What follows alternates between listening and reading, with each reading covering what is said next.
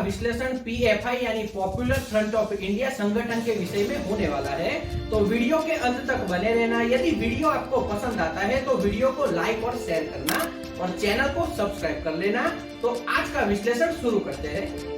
सबसे पहले जानते हैं पीएफआई संगठन क्या है। पॉपुलर फ्रंट ऑफ इंडिया यानी पीएफआई का गठन 17 फरवरी 2007 को हुआ था। यह संगठन दक्षिण भारत के 3 मुस्लिम संगठनों का विलय करके बनाया गया था। इनमें केरला का national democratic front, Karnataka forum front, dignity और तमिलनाडु का मनीथा नीति पसराई शामिल थे। पीएफआई का दावा है कि इस वक्त देश के 23 राज्यों में यह संगठन सक्रिय है, यानी सक्रिय रूप में कार्य करता है। देश में स्टूडेंट इस्लामिक मूवमेंट यानी सिमी पर बैन लगाने के बाद पीएफआई का विस्तारण तेजी से हुआ था। कर्नाटक, केरल जैसे दक्षिण भारतीय राज्यों में यह संगठन की काफी पकड़ देखी जाती है। इसकी कई शाखाएं भी है। गठन के बाद से पीएफआई पर समाज विरोधी और देश विरोधी गतिविधियां करने का आरोप लगता रहा है। अब हम पीएफआई को फंड कैसे और कहां से मिलता है वह जानते हैं। पिछले साल फरवरी में प्रवर्तन निर्देशालय यानी ईडी ने पीएफआई और इसके student wing campus front of India CFI के 5 सदस्यों के खिलाफ मनी लॉन्ड्रिंग के मामलों में चार्जशीट दायर की थी। ईडी की जांच में पता चला कि पीएफआई का राष्ट्रीय महासचिव गल्फ देशों में बिजनेस डील की आड़ में पीएफआई के लिए फंड इकट्ठा करता है।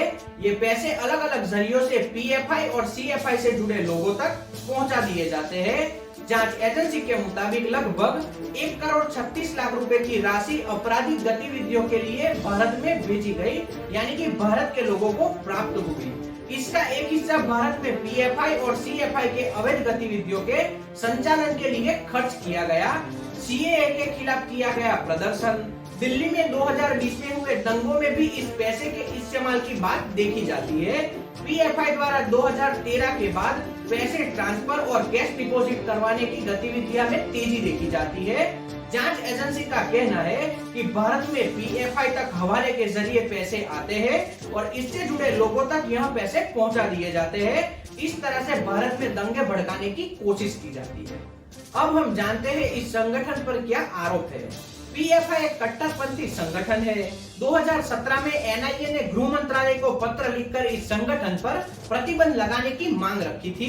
एनआईए जांच में इस संगठन में कथित रूप से हिंसक और आतंकी गतिविधियों में लिप्त होने की बात बताई गई है। एनआईए के डोजियर के मुताबिक यह संगठन राष्ट्रीय सुरक्षा के लिए खतरा है। यह संगठन मुस्लिमों पर धार्मिक कट्टरता थोपने और जबरन धर्मांतरण कराने का काम करता है। एनआईए ने पीएफआई पर हथियार चलाने के लिए ट्रेनिंग कैंप चलाने का भी आरोप लगाया है। इतना ही नहीं, यह संगठन युवाओं को कट्टर बनाकर आतंकी गतिविधियों में शामिल होने के लिए भी उकसाता है। प्रवर्तन निर्देशालय यानी ईडी ने popular front of India PFI को लेकर एक और सनसनीखेज खुलासा किया है। अधिकारियों ने दावा किया था कि इस साल जुलाई में बिहार की राजधानी पटना में पीएफआई ने प्रधानमंत्री नरेंद्र मोदी पर हमला करने की खतरनाक योजना बनाई थी। इसके लिए संगठन ने पटना में ट्रेनिंग कैंप भी लगाया था। कई सदस्यों को ट्रेनिंग देने का काम भी वहां पर किया गया।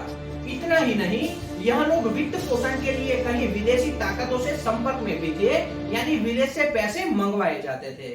पीएम मोदी के हर गतिविधि पर नजर रखी जा रही थी। मीडिया की रिपोर्ट के मुताबिक केवल पीएम नरेंद्र मोदी के पर ही हमला नहीं, बल्कि पीएफआई अन्य हमलों के लिए भी मॉड्यूल तैयार कर रहा था। इन सभी बातों को ध्यान में रख हमें एक विचार आया कि पीएफआई ने भारत की चुनावी राजनीति में हिस्सा लिया होगा या नहीं। फिर हमने इस पर अध्ययन किया और हमें क्या मिला वह देखिए। पीएफआई खुद को सामाजिक संगठन कहता है। इस संगठन ने भारत में कभी भी चुनाव नहीं लड़ा। यहाँ तक कि इस संगठन में सदस्यों का रिकॉर्ड भी नहीं रखा जाता, यानी सदस्यों का रजिस्ट्रेशन नहीं किया जाता। इस वजह से किसी भी अपराध में इस संगठन का नाम नहीं आता। तो भी कानूनी एजेंसियों के लिए इस संगठन पर नकेल कसना बहुत मुश्किल हो जाता है, क्योंकि यहाँ पर रजिस्ट्रेशन नहीं किया जाता। 21 जून 2009 को social democratic party of India SDPI के नाम पर एक राजनीतिक संगठन बना। इस संगठन को पीएफआई से जुड़ा बताया गया। कहा गया था कि एसडीपीआई के लिए जमीन पर जो कार्यकर्ता काम करते थे वह पीएफआई से जुड़े ही लोग थे। 13 अप्रैल 2010 को चुनाव आयोग ने एसडीपीआई रजिस्टर्ड पार्टी का एक दर्जा दे दिया, यानी पार्टी को रजिस्टर कर दिया। यानी सीधे तौर पर नहीं बल्कि गलत तरीके से यह संगठन भारत के चुनावी प्रक्रिया के साथ जुड़ गया। इस तरह से यह संगठन चुनाव में भाग लेता है। कर्नाटक के मुस्लिम बहुल इलाकों में एसडीपीआई संगठन सक्रिय रहा है। खासतौर पर दक्षिण तटीय कन्नड़ और उडुपी में इस पार्टी का प्रभाव देखा जाता है। इन इलाकों में इस संगठन ने स्थानीय निकाय चुनाव में सफलता हासिल की है। 2013 तक एसडीपीआई ने कर्नाटक में स्थानीय निकाय चुनाव में भाग लिया था, यानी उम्मीदवार खड़े रखे थे। इनमें उन्होंने करीब 21 सीटों पर जीत दर्ज की थी। 2018 में 121 स्थानीय निकाय की सीटों पर जीत दर्ज की। 2021 में उसने उडुपी जिले में 3 स्थानीय निकायों पर कब्जा भी कर लिया था।